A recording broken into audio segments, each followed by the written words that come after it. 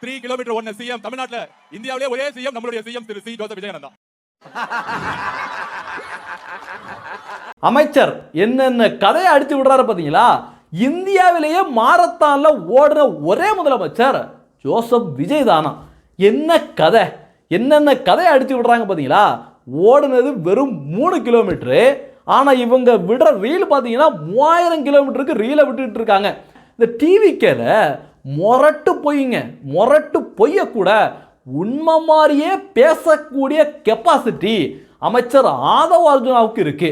இவருடைய திறமைய பல இடத்துல அவர் காட்டிக்கிட்டு இருக்காரு. ஆனா என்ன பண்றது, இது பழைய காலம் கிடையாது ஐயா, இதெல்லாம் சாட் ஜிபிடி காலம், ஏஐ காலம் அப்படின்னு எல்லாரும் இன்னைக்கு தமிழக ஒட்டுமொத்த மக்களும் சரியான பதிலடியை கொடுத்துட்டு வராங்க. ஐயா, உங்க முதலமைச்சர் வெறும் 3 கிலோமீட்டர், வெறும் 3 கிலோமீட்டர் தான் ஓடி இருக்காரு. ஆனா ஜம்மு அண்ட் காஷ்மீரோட முதலமைச்சர் ஃபரூக் அப்துல்லா 21 கிலோமீட்டர் ஓடி இருக்காரு. அது மட்டும் கிடையாது, ஹரியானா முதலமைச்சர் சைனி அவர்கள் 10 கிலோமீட்டருக்கு மேல ஓடி இருக்காரு. ஆனா வெறும் 3 கிலோமீட்டர் ஓடிவிட்டு ஓடுறது தப்பு கிடையாது, எங்க முதலமைச்சர் ஜோசப் விஜய் தான் இந்தியாவிலேயே மாரத்தான் ஓடின ஒரே முதலமைச்சர் அப்படின்னு எப்படியா கதையை விடுறீங்க அப்படின்னு மக்கள் இன்னைக்கு போட்டு பொழந்துட்டு இருக்காங்க. இது ஒரு பக்கம் போயிட்டு இருக்கேல, இன்னொரு வீடியோ தீயா போயிட்டு இருக்கு. இந்த வீடியோல இருக்கிறவரு டிவிகேவோட அமைச்சர் கில்லி சரத் அவர்கள். இப்படி வீடியோ வைரலா போய் ஒட்டுமொத்த தமிழக மக்களும் கேள்வி கேட்க தொடங்கினாங்க. என்னையா இது, முதலமைச்சர் காலையில தான் போதையை ஒழிப்போம் அப்படின்னு சொல்லிட்டு பேரணியெல்லாம் போனாரு. இப்படி பார்த்தீங்கன்னா அவருடைய அமைச்சரு என்னமோ பொடியை போட்டு நுணுக்கிட்டு இருக்காரு அப்படின்னு நிறைய பேர் கேள்வி கேட்ட உடனே இந்த அமைச்சர் வந்து ஒரு வீடியோவை போடுறாரு. அவருடைய மனைவி குழந்தைகளோட ஒரு வீடியோ போடுறாரு. அது வந்து நீங்கள் நினைக்கிற மாதிரி வேற எந்த பொடியும் கிடையாது. மருத்துவர் என்னுடைய குழந்தைக்கு வந்து மாத்திரையே கொடுத்தாரு. அதாவது இவருடைய குழந்தைக்கு 1 வயசு தான் இருக்கும் போல இருக்கு, அந்த குழந்தைக்கு மாத்திரை கொடுத்தாரு. அதை தான் என்னுடைய ஃபோனுக்கு மேலே வச்சு, ஃபோன் கவர்லாம் எவ்வளோ அழுக்கு இருக்கு அப்படின்னு எல்லாருக்குமே தெரியும், அதுக்கு மேலே வச்சு நான் நுணுக்கினேன் அப்படின்னு அவர் ஒரு வீடியோ போட்டார். அந்த வீடியோ தமிழகம் முழுவதும் பிச்சுக்கிட்டு போச்சு. இவர் வீடியோ போட்ட உடனே நிறைய பேர் என்ன பண்ணாங்க, அதே மாதிரி ஃபோனை எடுத்து வச்சுக்கிட்டு மாத்திரையை உடச்சி பார்த்தாங்க. நம்மளும் சாம்பிளுக்கு ஒரு மாத்திரையை கொண்டு வந்திருக்கோம், நம்மளும் உடச்சி பார்ப்போம் என்ன நடக்குது அப்படிங்கிறத பார்ப்போம். அவரை மாதிரியே நம்மளும் ஒரு கிரெடிட் கார்டை எடுத்துக்கிட்டு மாத்திரையை உடச்சி பார்ப்போம். என்னங்க கல் மாதிரி இருக்கு, போட்டு குத்துனா கூட அங்கே பாருங்க மாத்திரை அப்படியே கிடக்குங்க. ஆனால் அவர் இப்படி ஒரு விளக்கத்தை கொடுத்த உடனே அவருக்கு அவரோட பதிவுக்கு கீழே பார்த்தீங்கன்னா கண்ணா பின்னான்னு கேள்வி கேட்டு வச்சுருந்தாங்க. என்னையா நீங்கள் என்னத்தை சொல்கிறீங்க, நீங்கள் கிரெடிட் கார்டில் மாத்திரையை உடச்ச உடனே மாத்திரை வந்து இது மாதிரி தூள்தலாக போகுமா அப்படின்னு நிறைய பேர் கேள்வி கேட்டிருக்காங்க. ஒன்னொன்னா படிக்கிறேன் கேளுங்க. அந்த வீடியோவில் குழந்தையே இல்லையே, 1.5 வயது குழந்தைக்கு எந்த டாக்டர் வந்து மாத்திரை கொடுக்க சொன்னாங்க? சிரப் தானே கொடுப்பாங்க. குழந்தைக்கு மாத்திரை கொடுப்பதே தக் லைஃப் மூமெண்ட் என்று டைட்டில் போட்டு எப்படி நீங்கள் வெளியிட்டீங்க? உங்களுடைய ரீல்லாம் அறந்து போச்சு அப்படின்னு ஒருத்தர் வந்து கேள்வி எழுப்பியிருக்காரு. அதான் அமைச்சர் போட்ட வீடியோவுக்கு கீழே வந்த கமெண்ட்ஸை தான் படிக்கிறேன். இன்னொருத்தர் பாருங்க, எந்த ஊர்லப்பா குழந்தைக்கான மாத்திரையை கிரெடிட் கார்டு வச்சு நுணுக்கிறது? சரி, அந்த குழந்தை எங்க? எல்லாருமே கேட்குறது, இவர் குழந்தைக்காக தான் மாத்திரையை நுணுக்குன்னு சொன்னாரு. அப்போ அந்த குழந்தை பக்கத்துல எல்லாம் இருந்திருக்கணும். அந்த குழந்தை எங்க? அந்த குழந்தைக்கு அந்த மாத்திரை பொடியை போட்டு தண்ணி வீத்து கொடுக்க வேண்டிய அந்த கப்பு எங்க அப்படின்னு எல்லாரும் கேள்வி கேட்டுட்டு வராங்க. இன்னொருத்தர் என்ன கேட்டிருக்காரு பாருங்க, உண்மைதான் ட்ரக்ஸ் ஃப்ரீயா புழங்குறதுக்கான மாரத்தான் தான் இது அப்படின்னு. அதுக்கு கீழே பார்த்தீங்கன்னா சப்போர்ட்டா பேசுறவங்க, அதாவது டிவிகேக்காரவங்க முட்டு கொடுப்பாங்கல்ல, அவங்க கூட இந்த விஷயத்துக்கு முட்டு கொடுக்கறதுக்கு ரொம்ப சிரமப்பட்டு இருக்காங்க. அது மட்டும் கிடையாது, இந்த விஷயம் வீடியோக்கெல்லாம் வைரலான தொடங்கின உடனே திடீர்னு இந்த ஆதன் மாதேஷ் இருக்கார்ல, அவர் வந்து ஒரு பதிவு ஒன்று போடுறாரு. அவரை பற்றி எனக்கு சரத்தோர் எனக்கு ரொம்ப நெருக்கமானவர், எனக்கு தெரியும், அவர் ரொம்ப தங்கமான புள்ள அப்படின்னு அவர் சொன்ன உடனே பல பேருக்கு சந்தேகம் இருந்துச்சு. அவங்க கன்ஃபார்மே பண்ணிட்டாங்க, கண்டிப்பாக இந்த மாதேஷ் சப்போர்ட் பண்ணுறாப்புல அப்படின்னா கண்டிப்பாக அதை விசாரிச்சே ஆகணும் அப்படின்னு எல்லாரும் கருத்துக்களை பதிவு பண்ண தொடங்கினாங்க. அது மட்டும் கிடையாதுங்க, சின்ன சின்ன குழந்தைங்களை வச்சு வீடியோ போட வைக்கிறது. அந்த குழந்தைங்களுக்கு தெரியுமா அது வந்து மருந்தா இல்லை வந்து பெரியவங்க இவங்கள மாதிரி ஆள் போடுற போதைக்கான மருந்தா அப்படின்னு அந்த குழந்தைங்களுக்கு தெரியுமா? அந்த குழந்தைங்களை வச்சு தேர்தலில் தான் பயன்படுத்துனாங்க. இந்த மாதிரி விஷயத்துக்கு கூட வீடியோ போட வச்சாங்க. அதுலேயும் பார்த்தீங்கன்னா அந்த குழந்தைக்கு நான் தான் ட்ரீட்மெண்ட் கொடுத்தேன் அப்படின்னு ஒரு டாக்டர் வந்து பேசினாருங்க.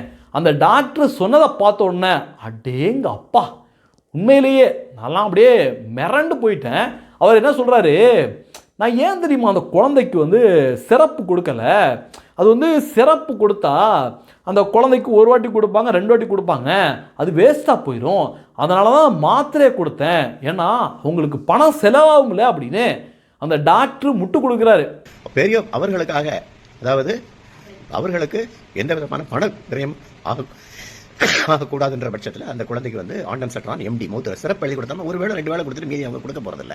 அதனால ஒரு வேலைக்கு மட்டும் 2 வேலைக்கு மட்டும் கொடுக்குறதுக்கு எதுக்கு ஒரு சிறப்பு தனியாக வேஸ்ட் பண்ணணுன்ட்டு 2 மாத்திரைகள் எழுதி அது ஆஃப் டேப்லெட்டை உடச்சி ஒரு ஸ்பூன் டம்ளர்லையோ ஒரு ஸ்பூன் தண்ணியிலையோ இல்லை ஒரு பாலாடையிலையோ ஒரு கப் இருக்கும் அதுலையோ கரைச்சி குடிக்க சொல்லி கொடுத்தோம்னா ஒரு 15 minutes R 20 minutes before food கொடுத்தோம்னா அந்த வாந்தி வந்து நின்று போயிடும். இப்படி கரைச்சியும் கொடுக்கலாம், இல்லைன்னா டேப்லெட்டை பொடிச்சு பெரிய குழந்தைங்கன்னா எடுத்து முழுங்கிடுவாங்க. இந்த குழந்தை 1.5 வயசு குழந்தைக்கு கரைச்சி நம்ம தான் கரைச்சி கொடுக்கணும். அப்படி கரைச்சி கொடுத்துருக்காங்க. இந்த டாக்டரோட பேச்சை பார்க்கல என்னமோ சரத்தோட ஃபேமிலி ரொம்ப கஷ்டப்படுற ஃபேமிலி மாதிரியும், அவர் வந்து ரொம்ப பணம் கஷ்டத்தில் இருக்கிறாரு, அதனால தான் அந்த மாத்திரை கொடுத்தேன் அப்படிங்கிற மாதிரியும் அவருடைய பேச்சு இருக்கு. ஆனால் சரத்து ஐபிஎல் ஒரு டிக்கெட்டு 2000 ரூபா 3000 4000 ரூபான்னு தெரியாது, அப்படி என்ஜாய் பண்ணி அவருடைய நண்பர்களோட ஐபிஎல் பார்க்க போயிருக்காரு. அவருக்கு டாக்டர் வந்து அவருக்கு பண செலவு, அதனால நான் மாத்திரையை நுணுக்கி போட சொன்னேன் அப்படின்னு இவர் கொடுக்குற முட்டுக்கும் அந்த செயலுக்கும் சுத்தமாக மேட்சே ஆகலை. எது எப்படியோங்க, உண்மையிலே அமைச்சருக்கு வந்து தைரியம் இருந்தா, அவர் அந்த தவறுகளை செய்யலை அப்படின்னு உறுதியாக இருந்தா, அவர் உடனடியாக நான் வந்து தமிழ்நாட்டில் பண்ணலைங்க, நான் வந்து கர்நாடகாவோ இல்லை வேறு ஏதாவது மாநிலத்தில் போய் நான் மெடிக்கல் சர்டிஃபிகேட் எடுத்துகிட்டு வந்து நான் ஒரு துள்ளி போதை கூட பயன்படுத்துனது கிடையாது அப்படின்னு சர்டிஃபிகேட்டை கொடுத்துட்டு போயிட வேண்டியது தானே. எல்லாருமே சல்யூட் அடிப்பாங்க. பார்த்தீங்களா ஐயா, அமைச்சரோட தில்லை பார்த்தீங்களா அப்படின்னு எல்லாருமே சல்யூட் அடிப்பாங்க. இந்த விவகாரம் இப்படி போயிட்டுருக்கல, நம்ம ஸ்டாலின் ஜி இருக்கார்ல, ஒவ்வொரு கல்யாண வீடாக போய் ஒப்பாரி வச்சுட்டு இருக்காரு. ஏன்னா அவருடைய கொளத்தூர் தொகுதியிலேயே மக்கள் தூக்கி தலைகளாக சொருவி குஜிலி மாசத்து பண்ணிட்டாங்க. இப்போ போய் அழுதுகிட்டு இருக்காரு, ஐயோ நான்லாம் எங்கே இருக்கேன்னு தெரியுமா, நான்லாம் வந்து என்னுடைய கையெழுத்து வந்து கோட்டையில் இருக்குது தெரியுமா அப்படின்னு பயங்கரமாக நீலிக்கண்ணீரை வடிச்சிட்டு இருக்க வேளையில் எல்லாருமே இந்த திமுக கூட்டணியில் இருக்க எல்லாருமே வரிசையாக தலைதறிக்க தாவேக்காவை நோக்கி ஓடிட்டு இருக்காங்க. இப்போ திமுக கூட்டணியில் கடைசியில் வை கோபால்சாமி இருக்கார்ல, அவரு கூட ஓடிட்டாப்லங்க. வை கோபால்சாமி எந்த அளவுக்கு இருந்தாப்புல தெரியுமா திமுகவோட, அதாவது உதயநிதி இல்லை இன்பநிதி இருக்காப்புல, அவருடைய ஃபேனில் சின்ன அழுக்கு இருந்தால் கூட அதை தட்டி விடக்கூடிய அளவுக்கு பயங்கரமாக திமுகவுக்கு முட்டு கொடுத்தாரு. அவரே இன்னைக்கு ஓடி போயிட்டாரு. இப்போ திமுகவில் இருக்கின்ற கூட்டணி படிக்கிறேன் கேளுங்க. தேமுதிக இன்னும் கொஞ்ச நாளில் அடுத்த தேர்தல் வரக்கூடிய நேரத்தில் எப்படினாலும் மாறலாம். ஏன்னா தேமுதிக தமிழகத்தில் இருக்கின்ற அரசியல் கட்சிகளோட கூட்டணி வைக்காத அரசியல் கட்சியே கிடையாது.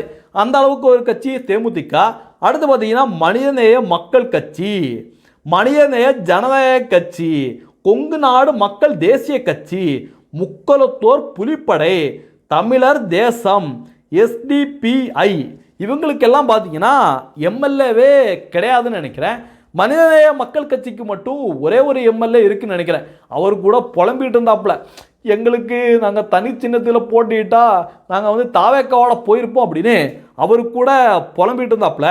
போகிற போக்க பார்த்தா கருணாநிதி மகன் ஒத்தேர நிற்கிறல, வந்து மோதி பாரல, என்னுடைய குளத்தூர் தொகுதியிலேயே நான் வந்து மண்ணை கவுனம்பலை அப்படின்னு ஸ்டாலின் அவர்கள் பேசுவார் போல இருக்கு. அந்த அளவுக்கு நிலைமை படு மோசமாக போயிட்டுருக்கு. அதோட மட்டும் கிடையாது, ஒரு பக்கம் கூட்டணி கட்சிக்காரங்க பிச்சுக்கிட்டு போயிட்டு இருக்காங்க, இன்னொரு பக்கம் பார்த்தீங்கன்னா தமிழக லஞ்ச ஒழிப்புத்துறை முன்னாள் அமைச்சர்களை ஓட விரட்டி அடிச்சுட்டு இருக்காங்க. ஏவா வேலு இருக்கார்ல, அவருடைய வீட்டில் சோதனை பண்ண உடனே ஸ்டாலின் அவர்கள் கொதிச்சு போய் எப்படி செந்தில் பாலாஜியை அமலாக்கத்துறை விசாரணை பண்ண நேரத்தில் வீடியோலாம் வெளியிட்டார்ல, நான் சும்மா விட மாட்டேன், நான் யார் தெரியுமா அப்படின்னு முதலமைச்சராக இருக்கையிலே வீடியோ போட்டார். அதை யாருமே மதிக்கலை. இப்போ வேற முன்னாள் எம்எல்ஏவாக இருக்கார், எம்எல்ஏ பதவி கூட கிடையாது. இவர் அறிக்கையெல்லாம் வெளியிட்டார். கடைசிக்கு பார்த்தீங்கன்னா ஏவா வேலுவோட வீட்டிலேருந்து டாக்குமெண்ட் எடுக்கிறாங்க. அந்த டாக்குமெண்ட்டை பார்த்த உடனே ஒட்டுமொத்த தமிழர்களுக்கும் பேரதிருச்சு. ஏன்னா நம்ம கேள்விப்பட்டிருப்போம் ஊழல் எப்படி பண்ணுறாங்க அப்படின்னு. ஏதாவது ரோடு போடுவாங்க, அதுலேருந்து கமிஷன் அடிப்பாங்க, அந்த மாதிரி ஊழல் பண்ணி பார்த்துருப்போம். ஆனால் திமுக காரவங்க எந்த அளவு துணிஞ்சிருக்காங்க அப்படின்னா, ஒரு 4 கோடி ரூபாய்க்கு ரோடு போடுறேன் அப்படின்னு சொல்லிட்டு அந்த ரோடே போடாமல் மொத்த காசையும் ஆட்டையை போட்டிருக்காங்க அப்படிங்கிற தகவல் ஒட்டுமொத்த தமிழக மக்களுக்கும் பேரதிர்ச்சி. இன்னொரு 5 வருஷம் திமுகவை ஆளை விட்டுருந்தோம் அப்படின்னா அவ்வளோதான், ஒட்டுமொத்த தமிழகத்தையும் சுருட்டிட்டு ஓங்கோலுக்கு ஓடியே போயிருப்பாங்க. இந்த தகவல்களை பற்றி நீங்கள் என்ன நினைக்கிறீங்க அப்படிங்கிறதையும் பதிவு பண்ணுங்கள். நன்றி. ஜெய்ஹிந்த். வந்தே மாதரம்.